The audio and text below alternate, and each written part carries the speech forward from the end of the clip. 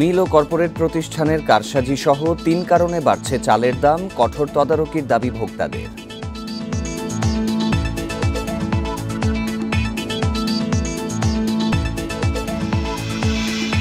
ভিয়েতনামের পর মার্কিন শুল্ক ছাড়ের আশায় বাংলাদেশ, ওয়াশিংটনে গঠনমূলক আলোচনা।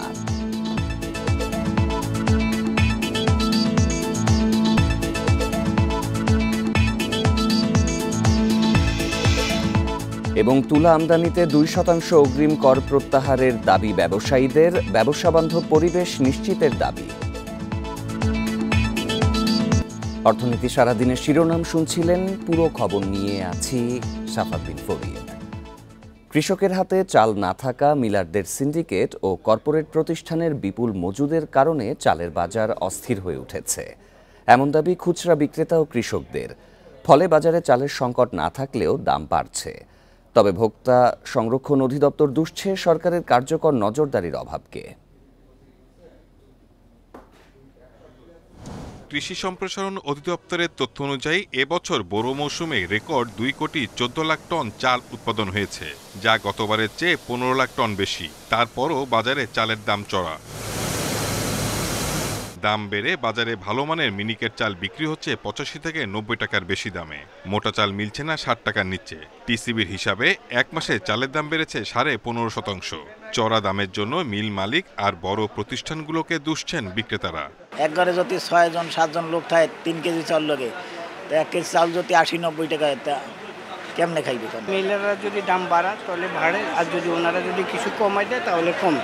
রাজধানীর চালের বেশি সরবরাহ হয় কুষ্টিয়া, নওগাঁ অঞ্চল থেকে। এখানকার কৃষকরা বলছেন সব চাল মজুত করেছে মিলাররা। তবে এসব অভিযোগ অস্বীকার করে কর্পোরেট প্রতিষ্ঠানের উপর দায় চাপাচ্ছেন মিল মালিকরা।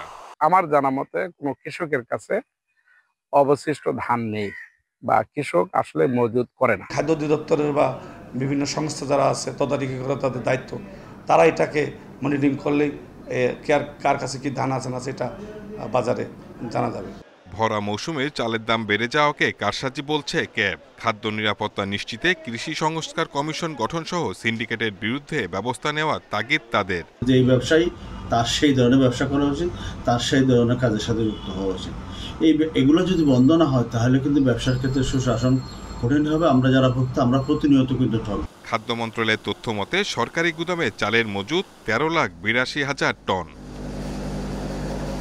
Shahid Ahmed, Independent News, Dhaka. চালের বাজার পরিস্থিতি নিয়ে আরও জানাতে এবার বার্তা কক্ষ থেকে যোগ দিচ্ছেন সহকর্মী শাহিদ আহমেদ। শাহিদ, গত এক মাসে ভরা মৌসুমেও চালের দাম প্রায় 15.5% বেড়েছে, মূল কারণটা কি?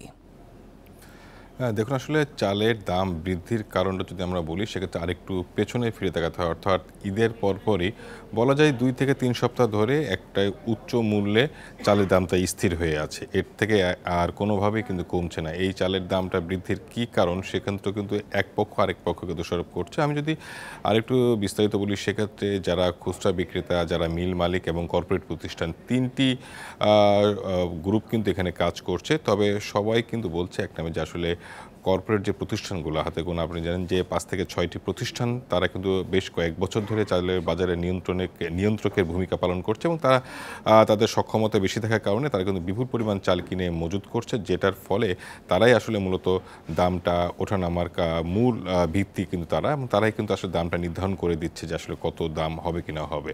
এবং সেক্ষেত্রে আরেকটি বিষয় এখানে উল্লেখযোগ্য, সরকার যখন ধান চাল সংগ্রহের লক্ষ্যমাত্রা ঠিক করে সরকার যে দামটা দেয় তার থেকে আসলে 50 পয়সা বা 1 টাকা বা 2 টাকা কিন্তু বেশি দামে কিন্তু এই গ্রুপ অফ কোম্পানিগুলো কৃষকদের কাছ থেকে চালটা বেশি দামে কিনে নিচ্ছে। অর্থাৎ কৃষক যেখানে লাভ বেশি পাচ্ছে সেখানে চালটা দিচ্ছে এবং সেই সুযোগটা কিন্তু এই বড় মিল মালিকগুলো এবং কর্পোরেট প্রতিষ্ঠানগুলো নিচ্ছে। সুতরাং তাদের কাছে কিন্তু বিপুল পরিমাণ চালের মজুদ থাকছে এবং তারাই কিন্তু আসলে চালের দামের ওঠানামার মূল নিয়ন্ত্রকের ভূমিকা পালন করছে, এমনটাই দাবি করছেন বা অভিযোগ করছেন যারা খুচরা বিক্রেতা এবং যারা হচ্ছে পাইকারি বিক্রেতা এবং যারা মিল মালিক।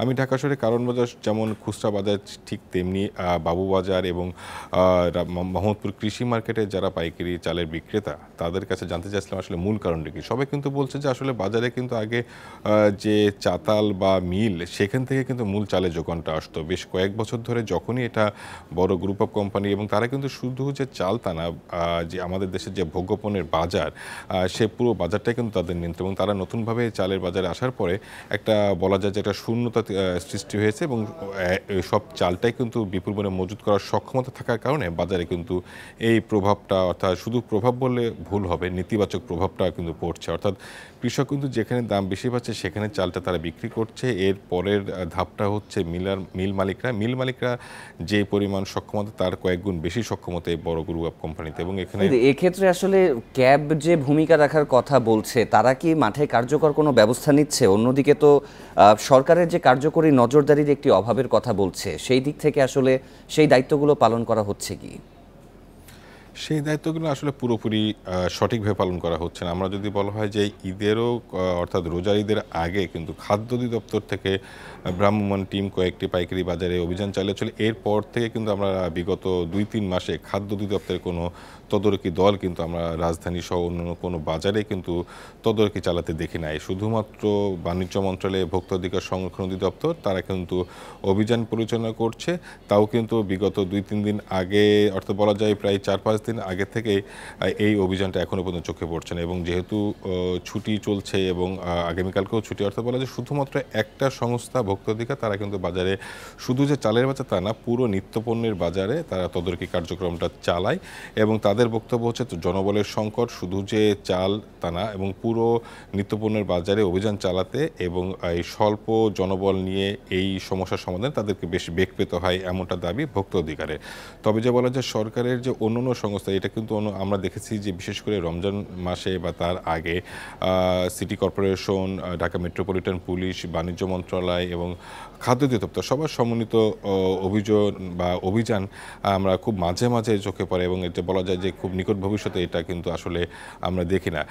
যারা ভোক্তা অধিকার নিয়ে কাজ করে, অর্থাৎ কনজিউমার অ্যাসোসিয়েশন বাংলাদেশ ক্যাব, তারা বলছে যে সরকার বর্তমান অন্তর্বর্তী সরকার যে বিভিন্ন ক্ষেত্রে যে সংস্কার কমিশন গঠন করেছে, কিন্তু কৃষি নিয়ে, অর্থাৎ কৃষি বিষয়ক নিয়ে কোনো সংস্কার কমিশন নয়। তাদের দাবি যে আলাদা একটা সংস্কার কমিশন হতে শুধুমাত্র কৃষি পণ্য নিয়ে, এবং সেক্ষেত্রে চাল সহ অন্যান্য যে খাদ্যপণ্য রয়েছে বিশেষ করে কৃষি পণ্য, সেক্ষেত্রে আসলে বিগত সময়ের যে ব্যর্থতা সেগুলো খতিয়ে দেখা এবং আগামীতে বাজার যাতে কিভাবে স্বাভাবিক পর্যায়ে রাখা যায় সেই ক্ষেত্রে নিয়ে আসলে সংশ্লিষ্ট যারা স্টেক হোল্ডার আছে তাদের নিয়ে একটা সমন্বিত উদ্যোগের দরকার। শুধুমাত্র একটি সংস্থা বা মাঝে মাঝে অভিযান চালালেই কিন্তু এই বাজারে বা নিত্যপণ্যের বাজারে, শুধু চাল না, নিত্যপণ্যের বাজারে আসলে সুফল মেলাটা অনেক বেশি দুষ্কর, এমনটা দাবি আসলে কনজিউমার অ্যাসোসিয়েশন বাংলাদেশ ক্যাবে। তাদের বলছে যে নিয়মিত অভিযান চালাতে হবে, শুধুমাত্র যে অভিযান না, এবং কর্তৃপক্ষ কার্যকরী ভূমিকা রাখুক, এটাই আমাদের প্রত্যাশা। অস্থির চালের বাজার বার্তা কক্ষ থেকে এ বিষয়ে জানাচ্ছিলেন সহকর্মী শাহিদ আহমেদ। ভিয়েতনাম পণ্যে যুক্তরাষ্ট্রের শুল্ক ছাড়ের পর এবার ছাড় পাওয়ার আশায় বাংলাদেশ। শুক্রবার ভিয়েতনামের পণ্যে অতিরিক্ত শুল্ক 46% থেকে 20% নামিয়ে আনার ঘোষণা দেয় ট্রাম্প প্রশাসন। এ বিষয়ে ওয়াশিংটনে বাংলাদেশের পক্ষে আলোচনায় নেতৃত্ব দিচ্ছেন বাণিজ্য উপদেষ্টা শেখ বশির উদ্দিন এবং জাতীয় নিরাপত্তা উপদেষ্টা খলিলুর রহমান। বাণিজ্য সচিব মাহবুবুর রহমান জানান, এ নিয়ে গঠনমূলক আলোচনা হয়েছে, যদিও চূড়ান্ত সিদ্ধান্ত এখনো হয়নি। শুল্ক পুনঃপ্রযোজ্য হবে না বলে আশ্বাস এসেছে। সচিব আশা প্রকাশ করেন, স্বল্পোন্নত দেশ হওয়ায় ভিয়েতনামের চেয়ে বেশি সুবিধা পাবে বাংলাদেশ। চলতি বছরের 2রা এপ্রিল বাংলাদেশের পণ্যের ওপর 37% পাল্টা শুল্ক আরোপ করে মার্কিন প্রশাসন। পরে তা 3 মাসের জন্য স্থগিত করা হয়।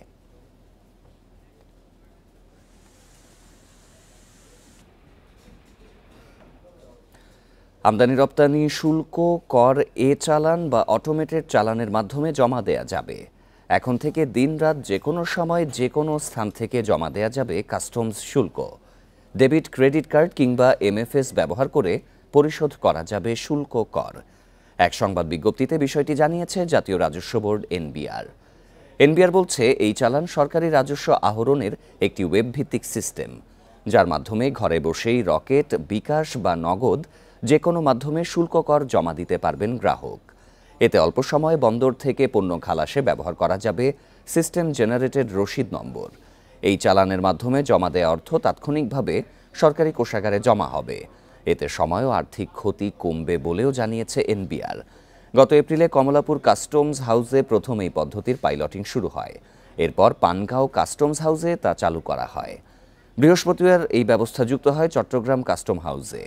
আগামী সোমবার থেকে ঢাকা কাস্টম হাউস সহ সব কাস্টমস হাউসে এই ব্যবস্থা চালু হওয়ার কথা রয়েছে।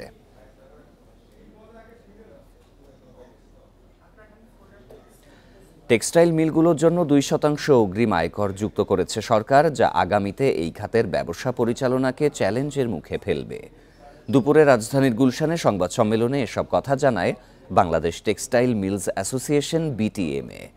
দেশীয় প্রতিষ্ঠানগুলোর ওপর চাপ কমিয়ে ব্যবসার পরিবেশ তৈরির তাগিদ আসে সংবাদ সম্মেলনে। দেশে টেক্সটাইল খাতে বিনিয়োগ প্রায় 23 কোটি ডলার।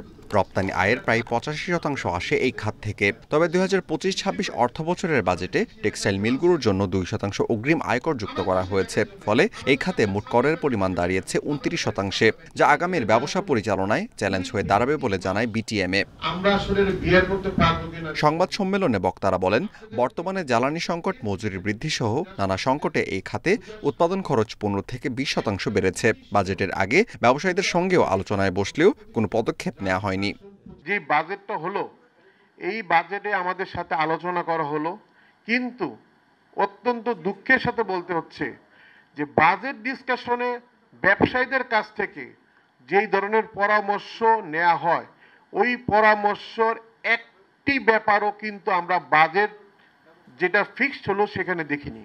তাহলে এই লোক দেখানো ডিসকাশন করার কি প্রয়োজন? সোমবারের মধ্যে তুলা আমদানিতে 2% অগ্রিম কর প্রত্যাহার করা সহ কর্পোরেট ট্যাক্স 15% পণ্য বহালের দাবি জানায় বিটিএমএ। এছাড়া দেশীয় টেক্সটাইল মিলে উৎপাদিত সুতার উপর উৎপাদন পর্যায়ে কর প্রত্যাহার জরুরি বলে মনে করে সংগঠনটি। সরকারের সব জায়গা থেকে ব্যবসা করা উচিত না, এটা সরকারের মডেলও হওয়া উচিত না। যেমন আপনি কি স্বাস্থ্য থেকে, শিক্ষা থেকে ব্যবসা করবেন? না, বহির্ভূত সেটা করে না।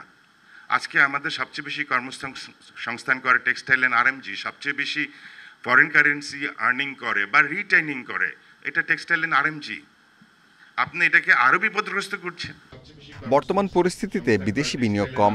এই অবস্থায় দেশীয় প্রতিষ্ঠানগুলোর উপর চাপ কমিয়ে ব্যবসার পরিবেশ তৈরির আহ্বান জানান বিটিএমের সভাপতি। আপনি এটাকে আরও বিপদগ্রস্ত করছেন। Amirul Islam, independent News, Dhaka. অল্প সময়ের ব্যবধানে 37টি সৌর প্রকল্প বাতিল হওয়ায় নবায়নযোগ্য জ্বালানি খাতে বিনিয়োগকারীদের মধ্যে এক ধরনের অনাস্থা তৈরি হয়েছে, যা বিদেশি বিনিয়োগে নেতিবাচক প্রভাব ফেলেছে বলে জানিয়েছে বাংলাদেশ টেকসই ও নবায়নযোগ্য জ্বালানি সমিতি। শনিবার সকালে ঢাকা রিপোর্টার্স ইউনিটিতে আয়োজিত এক সংবাদ সম্মেলনে এমন দাবি করেন তারা। এ সময় প্রকল্পগুলো পুনঃবিবেচনায় নেয়ার আহ্বান জানায় সমিতি নেতারা। বলেন, সরকার এরই মধ্যে 55টি নতুন সৌরবিদ্যুৎ প্রকল্পের জন্য দরপত্র আহ্বান করলেও অনাস্থার কারণে এসব প্রকল্পে বিদেশি বিনিয়োগকারীরা তেমন অংশগ্রহণ করছে না। নেট মিটারিং ও শুল্কায়ন জটিলতা দূর করে বিনিয়োগবান্ধব পরিবেশ তৈরির দাবি তুলে ধরা হয় সংবাদ সম্মেলনে। পাশাপাশি নবায়নযোগ্য জ্বালানির ব্যবহার বাড়াতে সরকারের কাছে 11টির প্রস্তাব তুলে ধরে সংগঠনটি।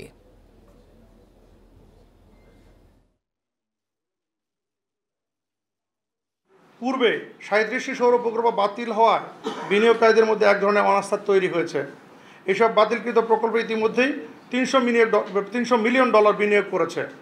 তাই বিএসআর এর পক্ষ থেকে আমরা এই বাতিলকৃত প্রকল্পগুলো পুনঃবিবেচনার আহ্বান জানাচ্ছি। স্বাগত আরেকবার, দেখছেন অর্থনীতি সারাদিন। সম্পূর্ণ অটোমেটেড মেশিনে তৈরি সাবুট ফাইবার গ্লাস শিট, ব্যবসা এবার হবেই হিট। ইলিশের স্বাদ পেতে গত সপ্তাহের তুলনায় এখন দ্বিগুণ খরচ করতে হচ্ছে ক্রেতাদের। ব্যাপারীদের বেশিরভাগই মাছ নিয়ে অবতরণ কেন্দ্রে না আসায় এই পরিস্থিতি তৈরি হয়েছে।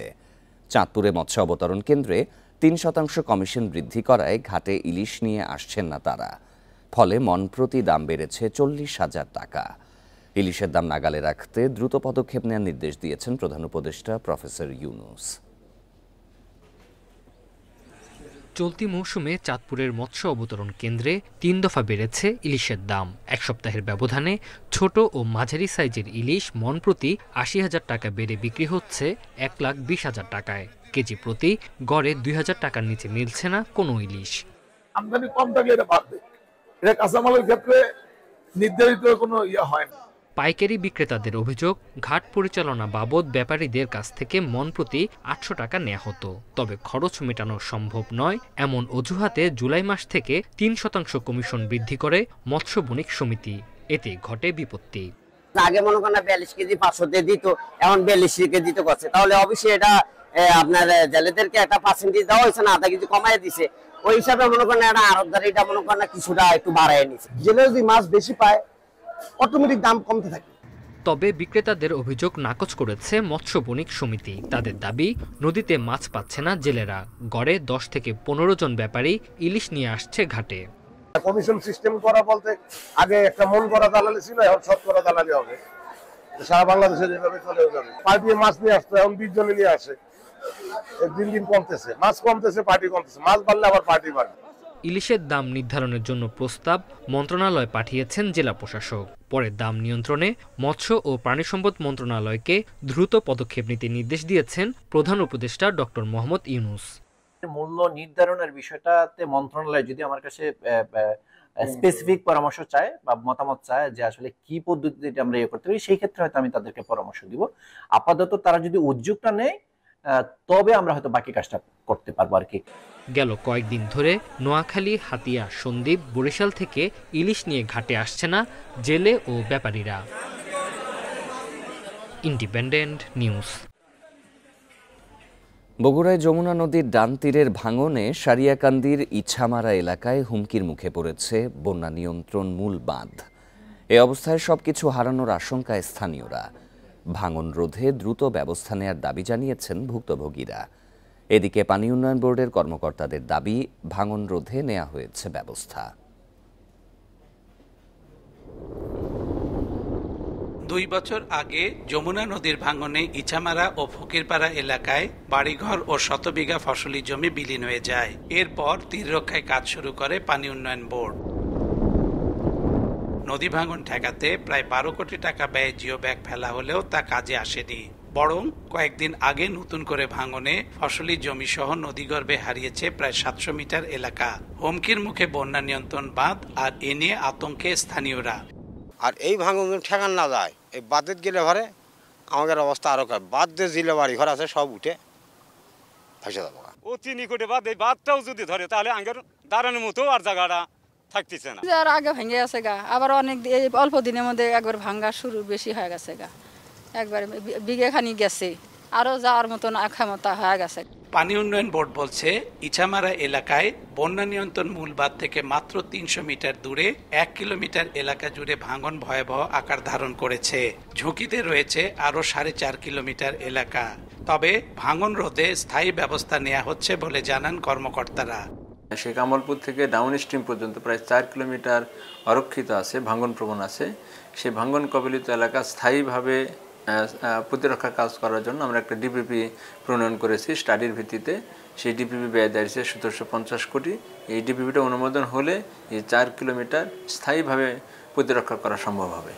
বন্যা নিয়ন্ত্রণ বাঁধটি ভেঙে গেলে বগুড়া ও সিরাজগঞ্জের অন্তত ৫টি উপজেলায় স্কুল, মসজিদ সহ নানা অবকাঠামো ও ফসলি জমি ক্ষতিগ্রস্ত হবে। Hasibur Rahman, independent news, Sariakandi, Bogura. এই ছিল অর্থনীতি সারাদিনে। সব খবরের বিস্তারিত জানতে চোখ রাখুন ফেসবুক, ইউটিউব এবং এক্সে। ধন্যবাদ সবাইকে।